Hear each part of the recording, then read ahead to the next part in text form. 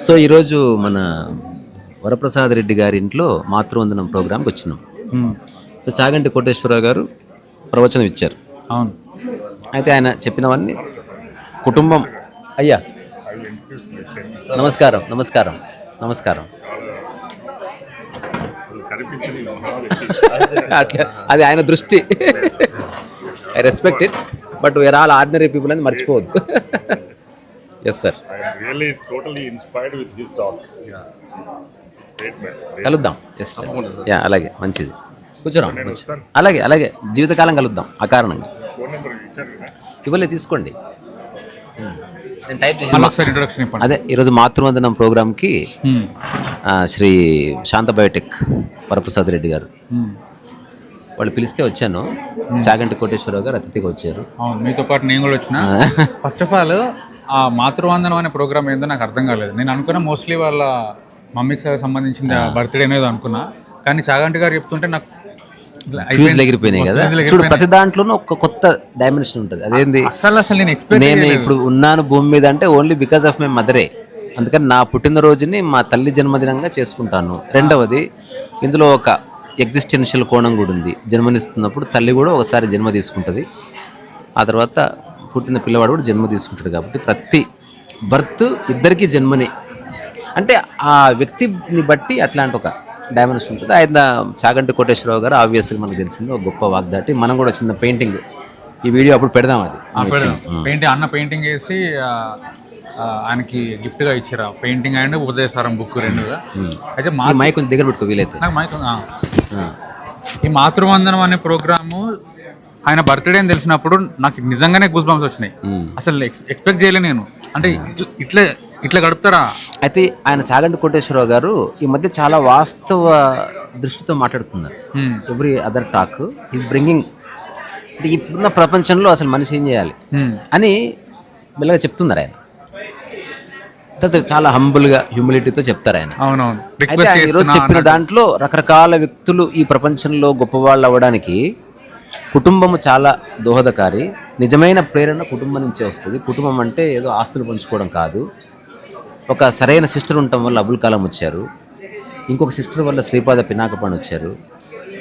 అట్లా గొప్ప గొప్ప సంతానం ఉత్తగానే రాలేదు, వాళ్ళ కుటుంబ వాతావరణం కూడా తోడ్పడదు. దాంతోపాటు ఏం చెప్పారు, ఓన్లీ చదువు చదువు చదువు అనకుండా వాళ్ళకి ఏది ఆసక్తి ఉందో అది ఇంట్రడ్యూస్ చేసే తల్లిదండ్రులు ఉన్నప్పుడు దాంట్లో ఎంకరేజ్మెంట్. అట్లా వరప్రసాద్ రెడ్డి గారు వచ్చారు, అట్లా చాగంటి కోటేశ్వరరావు వచ్చారు. Something is happening. అయితే ఆయన చెప్పిన మొత్తం టాక్లో ఒక స్ట్రేంజెస్ట్ థింగ్ చెప్పాడు ఆయన. ఇప్పుడు నేను దాదాపు మా కన్నమ్మతో మాట్లాడుతున్నప్పుడు, ఇప్పుడు నా బిడ్డ సునీత నేను అడాప్ట్ చేసుకున్న తర్వాత నేను చేస్తున్నదే అది. Everyday I'm doing that. అదేంటి ఊరికి కనడము, మన పిల్లలు అనుకోవడము, వాళ్ళ సక్సెస్ కోసం మనం వాళ్ళ వెంటపడడం కాదు. పిల్లలు ఎంత చదివినా, ఎంత మంచి యూనివర్సిటీలోకి వెళ్ళినా, నిజంగా సజీవంగా ఉన్న ఒక మనిషి జీవన విధానాన్ని వాళ్ళ కంటితో చూసినప్పుడు కలిగే ఇన్స్పిరేషన్. నువ్వు నాకు ఈ విషయం నాకు అరుణాచలంలో నువ్వు కూడా చెప్పినావు. అవునవును. ఎంత టాక్స్ విన్నా, పార్వతి గారిని కలిసినప్పుడు మనిద్దరం కూడా ఎంత టాక్స్ విన్నా, అరుణాచలంలో నువ్వు నా ప్రజెన్స్ లో ఉన్నప్పుడు అప్పుడు వేరే కదా. అవును. అప్పుడు అంటే నువ్వు కూడా చెప్పినావు. ఈరోజు ఆయన నేను చెప్పింది ఏంటంటే, అన్నను కలిసి ఏదో ఒక వీడియో వేసిపోయి టాక్స్ జస్ట్ షూట్ పరంగా షూట్ చేసుకుని వెళ్ళిపోయినట్టు కాకుండా, అరుణాచలంలో 15 days అన్నతో ఉన్నప్పుడు అంటే ఆ పర్సన్ చూసినప్పుడు వచ్చే ఇన్స్పిరేషన్ వేరే. ఎంత అది డైరెక్ట్ అనమాట. డైరెక్ట్ అది. అందుకే మనం ఊరికే వీడియోస్ చూస్తూ, షార్ట్స్ చూస్తూ కొంత ఇన్ఫర్మేషన్ తెలిసింది అనుకోవద్దు. ఏదైతే మన కోర్ ఇంట్రెస్ట్ ఉన్న సబ్జెక్ట్ ఉందో అట్లాంటి వ్యక్తి సజీవంగా ఉంటే వెళ్ళి కలవాలి. అక్కడ నువ్వు నేర్చుకునేది ఏముండదు. ఆ వ్యక్తి యొక్క స్వరూపము, ఆ వ్యక్తి యొక్క ఎగ్జిస్టెన్షియల్ రియాలిటీ, అది నీ కోర్ని టచ్ చేస్తుంది.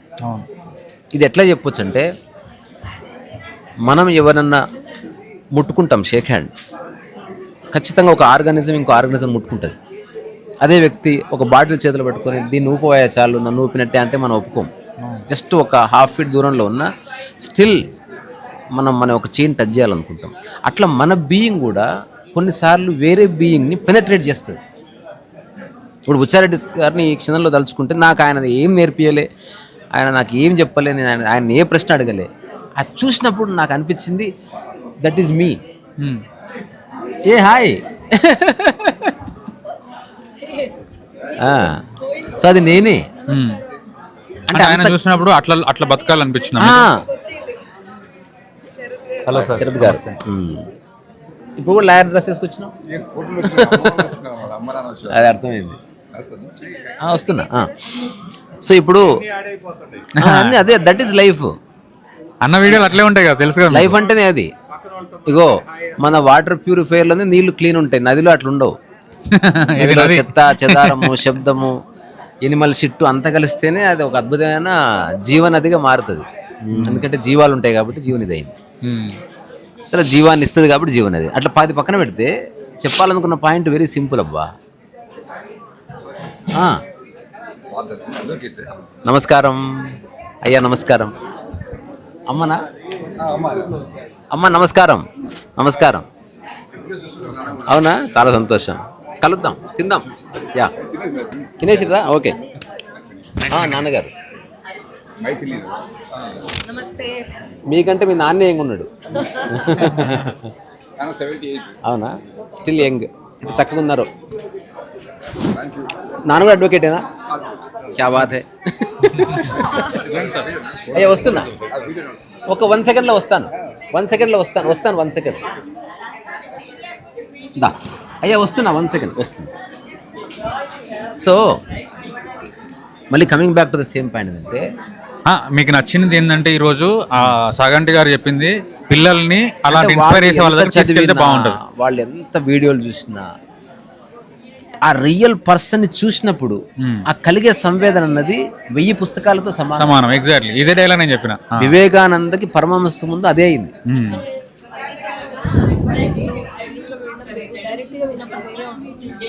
అదే అంటున్నా, మనం ఎంతసేపు దీంట్లో ఉడకపోవద్దు. అల్టిమేట్గా you have to meet the person. అలాగే అక్కడే స్టక్ కూడా అయిపోవద్దు. అది కూడా ఇంపార్టెంట్. సో అందుకని ఈరోజు ఆయన చెప్పింది పూర్తి అనుభవంలోనే చెప్పింది. అవును.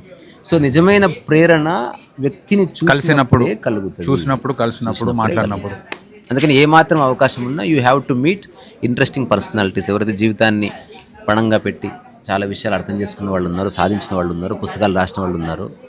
అసలు ఒక 1000 పుస్తకాలు చదివి ఊరికే ఒక నిశ్శబ్దంగా అట్లా కూర్చుంటాడు ముసలోడు. అతను చెప్పే మాటలు విన్నావు అనుకో, అది నువ్వు గ్రహించినప్పుడు వచ్చే కిక్కు వేరు. సో బుచ్చారెడ్డి సార్ దగ్గరికి వెళ్ళే వరకు కూడా ఒక చిన్న నా లైఫ్లో ఎక్స్పీరియన్స్ చేసింది ఒకటి, ఆయన దగ్గరికి వెళ్ళినప్పుడు నాకు కలిగిన ఎక్స్పీరియన్స్ ఒకటి, అది ఒక్కటి చెప్పి ముగిస్తుంది. ఎందుకంటే ప్రేరణ గురించి మాట్లాడుతున్నా. అంటే అంతవరకు నేను చాలామంది మనుషులను కలిసిన, అతన్ని కలిసినప్పుడు కలిగిన ఒక అంతర్గత ప్రేరణ వేరు. అదేంటంటే అప్పటి వరకు నన్ను చూసిన ప్రతి వ్యక్తి నేను పుట్టిన తర్వాత నన్ను ఉన్నట్టుగా అంగీకరించలేదు. కొంచెం దూకో అన్నారు. They never accepted me as it is. Shirt చక్క పెట్టుకో, ఎందుకు ఈమె సన్నగైనా లావుగా, తర్వాత ఏం ఉద్యోగం చేస్తున్నావు, ఉద్యోగం చేయాలి నువ్వు.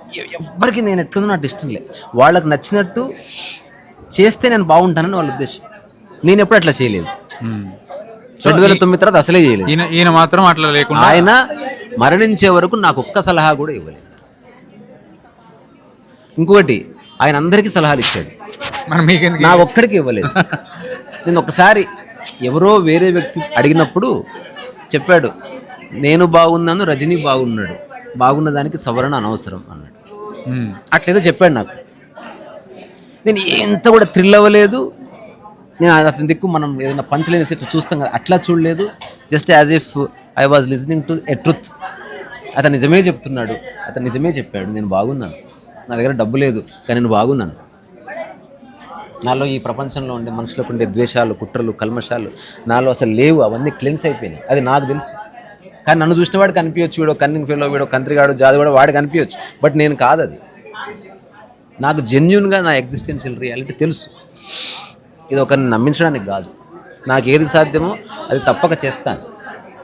ఇది అనిపించినప్పుడు ఒక్క పని చేయట్లేదు నేను. అంటే ఏమి చేయకుండా ఉన్నప్పుడు నాకు అనిపించింది నేను బాగున్నాను. చాలా చేసినా ఒకటి అనిపించదు బాగున్నాను. అందుకే ఉపదేశ సారంలో ఒక మాట ఉంటుంది, ఏది ఉన్నా లేకపోయినా నీవు బాగున్నావు అని నీకు అనిపిస్తే నీకేదో అర్థమైందని. వచ్చిపోయే వాటి మీద ఆధారపడ్డది అనుకో. అందుకని చాగంటి గారు చెప్పిన దాంట్లో ఎక్స్ట్రాక్ట్ వీడియో కూడా మనం పెడదాం. నేను కొంత వీడియో తీసి మిగతా అంతా ఆడియో చేశాను. అవునా? ఓకే. వీడియో చేయలేదు, కావాలని ఆడియో పెట్టి వెళ్తున్నా. సో అందుకని ఈ ఒక్క విషయాన్ని గుర్తుపెట్టుకుందాం మనం సరదాగానే. ఎంత చదివినా ఎంత విన్నా ఎవరైనా రియల్ పర్సన్ని చూసినప్పుడు కలిగే స్ఫురణ వేరు. అట్లాగే ఏదేది రియలో అంటే జీవంతో ఉన్నది దాన్ని చూసినప్పుడు నీలో కలిగే స్ఫురణ వేరు. కొన్నిసార్లు సజీవంగా ఉన్న చెట్టును చూసినప్పుడు, చందమామను చూసినప్పుడు కూడా జ్ఞానోదయం పొందిన వ్యక్తులు ఉన్నారు. వర్షంలో హఠాత్తుగా తడిసి లైఫ్ ఈజ్ అన్ఎక్స్పెక్టెడ్ అని తెలుసుకున్న ఒక జనయోగి ఉన్నాడు. ఒక ఆకు రాలిపడుతుంటే చూసి ఎప్పుడైనా నేను రాలిపోవచ్చు అని తెలుసుకుని రిలాక్స్ అయిన ఒక గురువు ఉన్నాడు. నదిని చూసి లైఫ్ ఒక ఫ్లో ఎక్కడ ఆగిపోవద్దని తెలుసుకున్నవాడు. సో ఏమాత్రం అవకాశం ఉన్నా అలాంటి వాళ్ళని కలిసే ప్రయత్నం చేయాలి. రెండవది, ఒకవేళ ఇట్లా సజీవంగా ఉన్న మనుషులు లేదా ప్రకృతిని కాకపోతే నెక్స్ట్ కలవలసింది సజీవత ఉన్న వస్తువును కలుసుకోవాలి. సజీవత ఉన్న వస్తువు అంటే దానికి శివలింగం అని పేరు. Okay okay. ఆ జీవం ఉంది స్టిల్. అట్లాగే ఒక భగవద్గీత జీవం ఉన్న it's called breathing document, the document which breathes like human being. అది ఇప్పటికీ సజీవంగా ఉంది. అందుకే మనం మనిషిని కాలు తగిలితే మనం సారీ చెప్తాం, అట్లా భగవద్గీతకి కాలు తగిలిన సారీ చెప్తాం. We are recognizing life in it.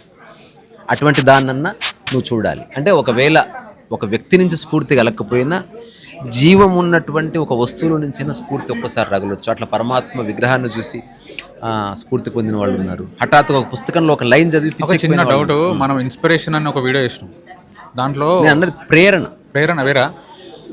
ప్రేరణ అన్నది స్పాంటేనియస్. ఓకే.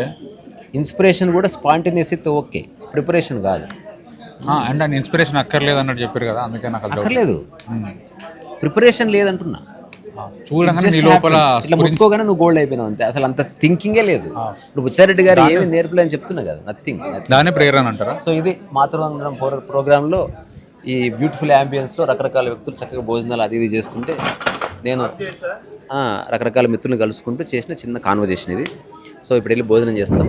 రేపు పొద్దున్నే వైజాగ్ ప్రయాణం, ఒక ప్రోగ్రామ్ ఉంది. కానీ వైజాగ్లో ఎక్కువ రోజులు ఉండట్లే, కమింగ్ బ్యాక్. మళ్ళీ 28 తర్వాత నేను వైజాగ్ ప్రోగ్రామ్ గురించి చెప్తాను మీకు. అంతవరకు ఇక్కడి నుంచి నమస్కారం. మీలో ఉన్న ఓపికకి రీసార్ అసోవైస్.